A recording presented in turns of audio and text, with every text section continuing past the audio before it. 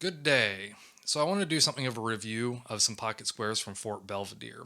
So anybody that's familiar with the Gentleman's Gazette knows that Sven Raphael Schneider is very quick to endorse quality above anything else, which is fine because I share a similar sentiment.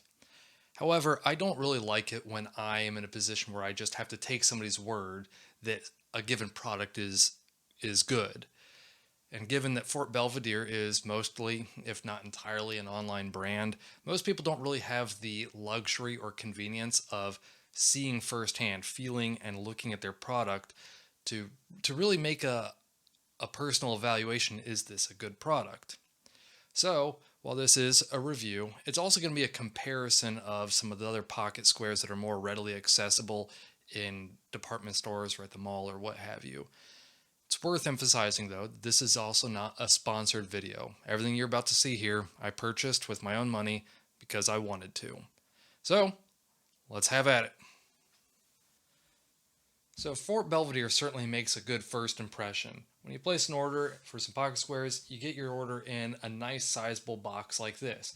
It has a nice texture to it and it has a strong, sturdy magnetic seal that keeps the box shut. It has a much more premium look and feel to it than, say, a shoebox. So if you're looking for something to store your favorite squares in, this certainly does make an excellent candidate.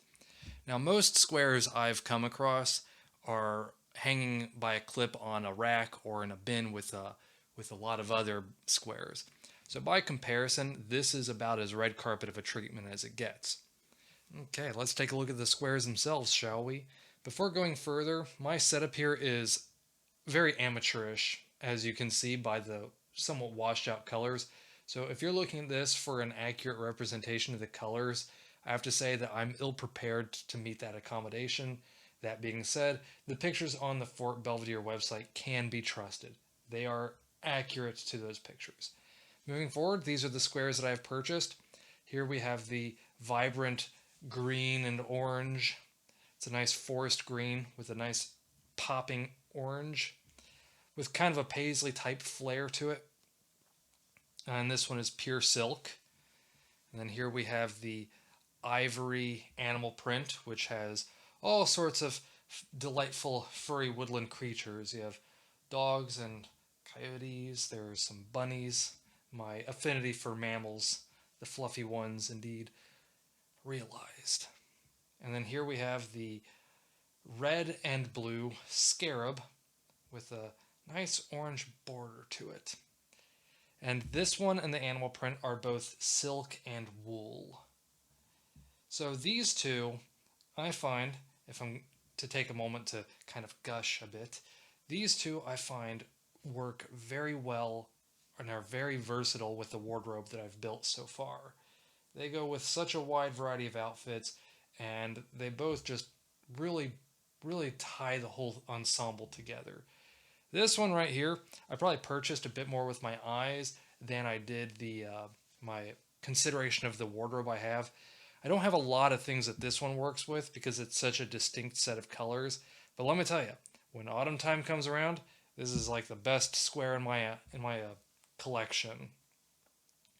So, Sven frequently comments that the Fort Belvedere squares are perfect in size, their surface area, that is. And there's something of an opinion to that, but it's an opinion that has some merit because when using a smaller square, it's really convenient for them to slide down into the pocket. And when they go too far, nobody can see them, and at that point, they do nothing for the outfit. But smaller squares also have a lot more limitations on how you can fold them. So, I would actually offer at 16-ish inches, about 41 centimeters if you prefer the metric system. They are the perfect size for their thickness. Whoops. So these are very thin squares, as you might be able to see. I'm not tall enough to see how it looks on my camera, so I'm going to trust this. Um, as you can see, these are really thin. They are very thin fabrics. So some squares are actually made of a much thicker material. I actually have one that is the exact same X and Y dimension as this, but it's a thicker silk, much more so. So if I want to start doing a fold that has a lot of layers to it, layers. If I want to do a lot of layering and folding and do something a bit more adventurous like this, with thicker materials, that can really expand. When you fold that down, it really expands and it really kind of balloons the breast pocket up a lot more. And it doesn't really necessarily throw off the silhouette, but it doesn't do it any favors either. So I find that in cases like that, when you're dealing with a much thicker material, a smaller surface area works more conveniently. But in this case, this is a very thin square, and the surface area overall is very accommodating for any folding style that I've applied insofar. Um, so, addressing Sven's taste for the hand rolled borders. So I don't really know much about the craft of hand rolling the borders on pocket squares. I can certainly say to my untrained eye, this definitely does look nice and appealing. Um, but what draws my attention more is that when you start folding like this, you have like that, like that, and like that. When you have it like the front, back, front, and whatnot, a lot of lower quality squares will have a very contrasting back in a very negative way, whereas these ones, the difference between the front and back is so indistinguishable that if anybody even does notice, good on them, but it looks certainly good enough and consistent enough that it gives it more of a character than anything else. As for their look and their overall feel, so feeling is something of a funny thing. I kind of wonder if I'm just somewhat being subconscious, but in my mind, when I hold this, it feels like a premium product. Like there are some squares that I have that, how would I describe? I would describe them as feeling more like the material you use to make a picnic tablecloth. And this has a very soft and alluring feel to it. Like it feels very gratifying in the hand. Now, I've never actually tested it to see if I could identify which square is which just by touch alone, but I don't know. That'd be an interesting test to try sometime. Maybe I'll try it. Now, as for the pricing, this one and the ivory one cost me 70, I think it was. It was 70. And this guy right here cost me 60. So I'm not really wanting to give Sven any ideas, but in terms of bang for buck, I would actually say that these are a bit on the underpriced. When you buy a set of 3, you get 25 bucks off. Yeah, it was 25 bucks. And I gotta say, there are some other luxury brands out there that they could charge equal pricing, but they don't. I don't know if that's a deliberate choice by Sven or if it's just how he chose to do business, but rest assured that these definitely feel and look like they could justify charging more for them. Especially since you have some really interesting styles of artwork that you just can't find anywhere else. I'm just so captivated by the animal print and the scarabs on this.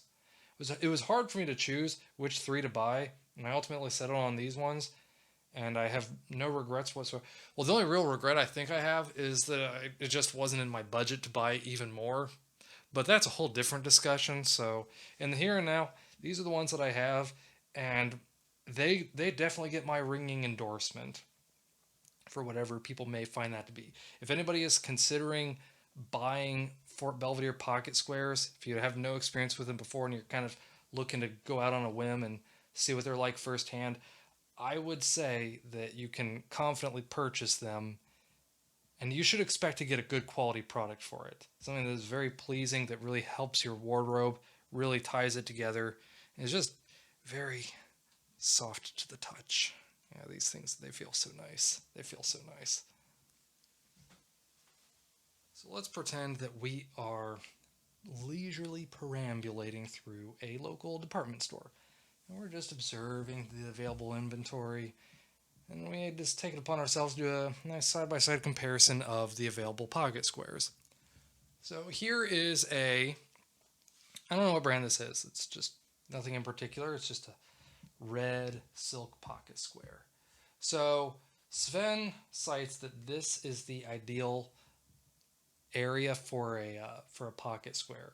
I'm inclined to agree with that, but I would offer that this is the minimum at, what is this? I've forgotten. This is 14 inches or 35 and a half centimeters. 35 and a half centimeters approximately. So at this size, you don't have as many options, but you can still do some creative things with your folding. So I think that is an acceptable minimum, but if you go much lower than that, you lose a lot of options. So let's see how it looks up against a Brooks Brothers. This is a nice, rich, chocolatey brown with a blue border. You can see they're about the same size. I think I paid $45 for the Brooks Brothers one. 40 to 45, I forget which. So this one appears to be a little bit bigger, but I think that's kind of a negligible concern because I've never folded the Brooks Brothers in a way that I can't fold this one. So it's kind of a who cares type thing. But Brooks Brothers does have an attention to their borders as well. If you can take a look at that, see the Fort Belvedere appears to be a bit thicker. These are the definite hand rolls, so I don't know. Like I said, I'm not really good with telling. I can't tell if that is hand rolled or machine rolled. So it tells me one of two things. It's either hand rolled as well, which, cool, I guess. Or it's machine rolled, in which case it kind of serves as an indication that just because something is machine crafted doesn't automatically make it bad.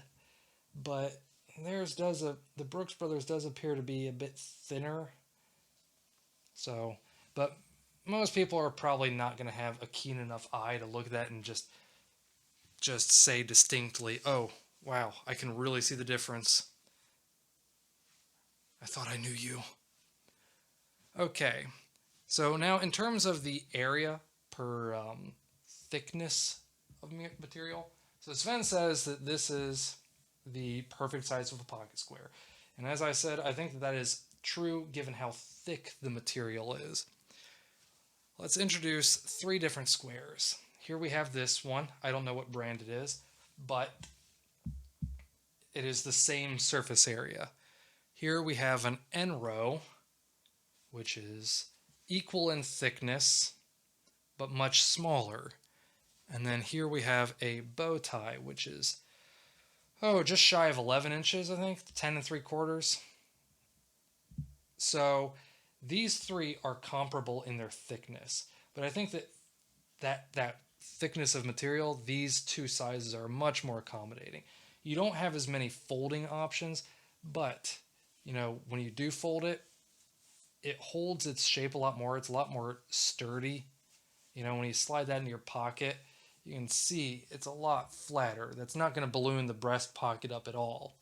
And I think the same is the case with the N row, because it's just, again, there's just not so much mass there.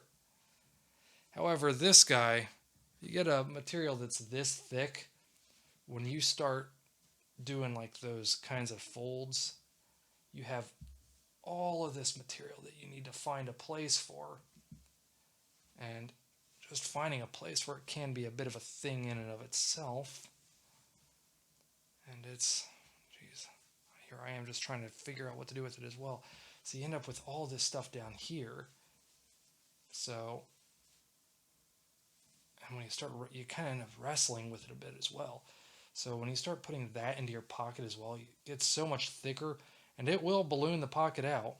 So the takeaway is, these are definitely the ideal surface area for a material that's thinner like that. But if you get a thicker material, you end up with just fighting with the pocket square a bit more. So now let's address the black sheep of my collection.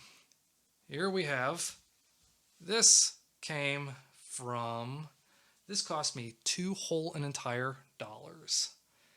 And it came from the bargain bin at a J.C. Penney. It was on clearance. I don't really wear yellow very often, so that was a case where I allowed the inexpensive nature of it to guide my judgment. But I have this, and I don't particularly care for it. It's an eyesore to me. I don't like yellow that much. Anyway, that came from the clearance. It was two whole dollars. Here is a Ted Baker that I got on clearance from Von Mar at $12. I would like to point out, as you can probably already see, that is smaller than the one from J.C. Penney. And then here we have a Jack Victor, which I don't know if I got this one on clearance or not, I forget. But that is comparable in size, if not a little bit smaller, but skewed to the Ted Baker. So, kind of the point of bringing these ones up is, like beforehand, like those other pocket squares, I think were more of like a comparison of how does one of this quality compare to one of par quality. Whereas these ones, the thing about the Jack Victor and the Ted Baker is they carry a certain level of luxury with their name that I think that when you look at it side by side with something like a square that came from J.C. Penney and a Fort Belvedere at the same time, you can see that that is not entirely deserving. Because if you look at this one, well, I bought it for $12, brand new, full price, it's $50. For $10 more, you can get this guy right here. This one costs $10 more. And to me, that's just a ludicrous comparison. I find that Sven is already underpricing these things compared to what he could get away with charging. But then the idea that Ted Baker comes along and offers something like that for nearly the same price, I find that laughable. Because when you don't even have, it's such a small square, you know. This is about the same size, maybe a little bit bigger than, yeah, it's a little bit bigger than this guy, but the backside is not versatile at all, because if you want to try and do that kind of fold with it, you really can't. You really can't, because that's just such a contrasting and unsatisfying aesthetic. And if you look at the borders, you know, that is, let's make believe and say I know for fact that the Brooks Brothers one is machine rolled on the borders. Again, I don't know if it is, but let's just assume that it is. Like, this is machine rolled for certain. I mean, you can see it pretty clear as day. And when you do a side-by-side comparison of those two, this probably isn't the worst machine rolling out there, so I don't want to bust out hyperbole just for the sake of it. But that's, for what they charge, that certainly does leave something to be desired. So it's just really interesting, you know. This was another kind of a case where I liked the colors, and I do think that Ted Baker tends to have nice, interesting looking designs. Sorry about that. But, you know, for what you pay versus what you get, there isn't a shred of the folding versatility or the, the creativity that you can have with, as compared to something like this, or even the some of the other squares I've shown. And I think that this same message really extends to the Jack Victor as well, even though they don't charge as much there, so I don't feel like quite so beat up about it. But they're really, their quality is really on par with the Ted Baker. And I don't remember if I've already said it or not, but like this says it's made out of silk and assembled in Italy, made in Italy, 100% silk.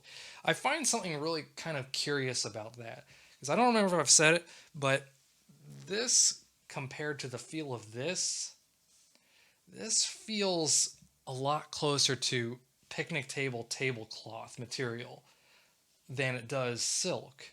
Like this, there's something very soft and accommodating about just having this in the hands, whereas this just kind of has a sort of abrasive feel to it. So, the end of the day message is really, if you're going to invest your money in a pocket square, it's kind of one of those things you would I would endorse making sure you get the square that you want. And if you really want something like a Ted Baker, then good for you. There's absolutely nothing wrong with that. But but to me, like the idea, once I took the leap and bought a Fort Belvedere, the fact that I had this in my collection and all just felt like really out of place.